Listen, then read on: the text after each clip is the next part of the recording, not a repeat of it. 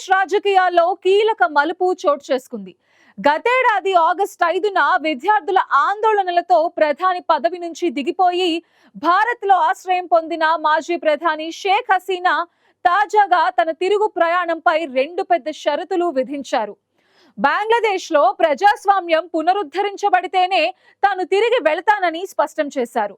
యూనస్ తాత్కాలిక ప్రభుత్వం తీవ్రవాద శక్తులకు అధికారం ఇస్తోందని, భారత్తో సంబంధాలు ప్రమాదంలో పడుతున్నాయని ఆరోపించారు.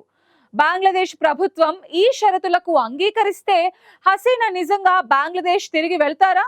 ఆమెపై ఇప్పటికే ఉన్న కేసుల నుండి తప్పించుకునే వీలుంటుందా?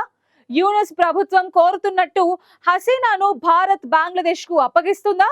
ఈ స్టోరీలో చూద్దాం.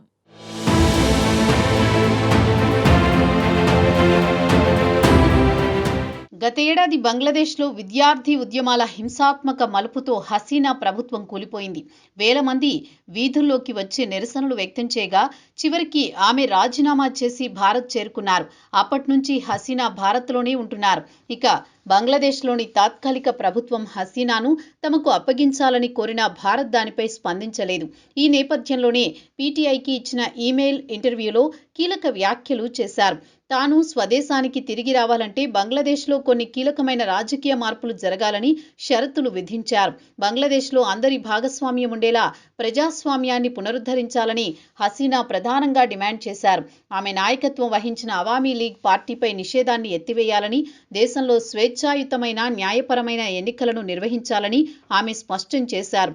అటువంటి పరిస్థితులు ఏర్పడినప్పుడే తాను తిరిగి వెళతానని, అటువంటి నిజమైన ప్రజాస్వామ్య వాతావరణాన్ని అక్కడి ప్రజలు కూడా బలంగా కోరుకుంటున్నారని ఆమె అభిప్రాయపడ్డారు.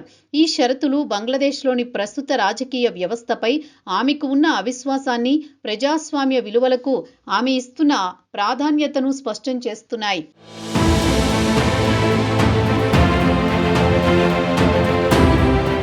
ఢిల్లీలోని ఓ రహస్య ప్రాంతంలో ఉంటున్న హసీనా సోషల్ మీడియా వేదిక ద్వారా స్పందిస్తున్నారు.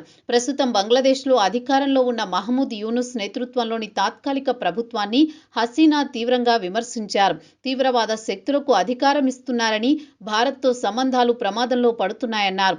తమ ప్రభుత్వం ఉన్నప్పుడు భారత్తో బలమైన సంబంధాలు కొనసాగించామని, యూనస్ మూర్ఖత్వంతో వాటిని బలహీనపరుస్తున్నారని ఆరోపించారు. హిందూ మైనార్టీలపై దాడులు, ఆలయాల ధ్వంసం పెరిగాయని ఆందోళన వ్యక్తం చేశారు. తనకు ఆశ్రయం ఇచ్చినందుకు మోదీ ప్రభుత్వానికి, భారత ప్రజలకు కృతజ్ఞతలు తెలిపారు. యూనస్ ప్రభుత్వం తీవ్రవాద శక్తులతో చేతులు కలుపుతోందని, వారి చేతిలో దేశ భవిష్యత్తు ప్రమాదంలో పడుతోందని ఆమె ఆరోపించారు.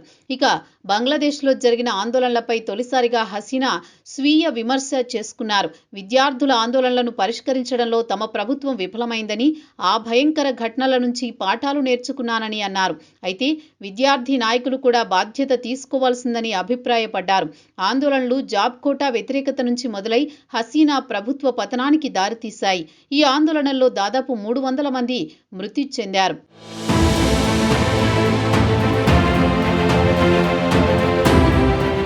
ఇక తనపై నమోదైన మానవ హక్కుల ఉల్లంఘన కేసుల విషయంలో అంతర్జాతీయ క్రిమినల్ కోర్టులో విచారణకు హాజరు కావడానికి సిద్ధంగా ఉన్నానని హసీనా ప్రకటించారు.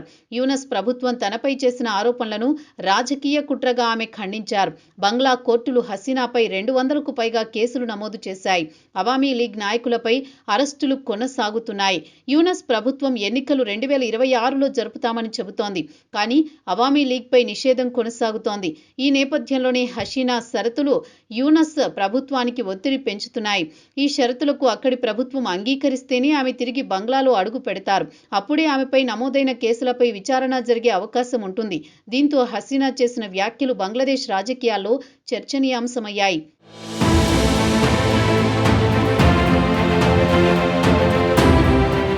దేశంలో ప్రజాస్వామ్యం పునరుద్ధరించినప్పుడు మాత్రమే తిరిగి వస్తానని చెప్పడంతో ఇప్పుడు అక్కడ పరిస్థితులు నియంతృత్వంలో ఉన్నట్టు స్పష్టంగా చెప్పినట్టు అవుతోందని విశ్లేషకులు చెబుతున్నారు. అదే సమయంలో భారత్తో తనకున్న సంబంధాలను కూడా బలంగా చూపించే ప్రయత్నం చేశారు. ప్రస్తుతం బంగ్లాదేశ్ రాజకీయ పరిస్థితి అనిశ్చితిలో ఉంది. ఓవైపు యూనస్ ప్రభుత్వం అంతర్జాతీయ ఒత్తిడిని ఎదుర్కొంటుండగా, మరోవైపు హసీనా మళ్లీ రంగంలోకి దిగుతుందన్న ఊహాగానాలు వినిపిస్తున్నాయి. ప్రజాస్వామ్య పునరుద్ధరణ అనే షరతు ఇప్పుడు బంగ్లాదేశ్ భవిష్యత్తును నిర్ణయించే కీలక అంశంగా మారింది. వేరే దేశంలో ఉంటున్న హసీనా మాత్రం బంగ్లాదేశ్ రాజకీయాలను ప్రభావితం చేస్తున్నారు. దీంతో ఆమె బంగ్లాదేశ్కు ఎన్నికల కంటే ముందుగానే తిరిగి వెళతారా? ఆమె షరతులను బంగ్లాదేశ్ ప్రభుత్వం అంగీకరిస్తుందా అనేది వేచి చూడాలి.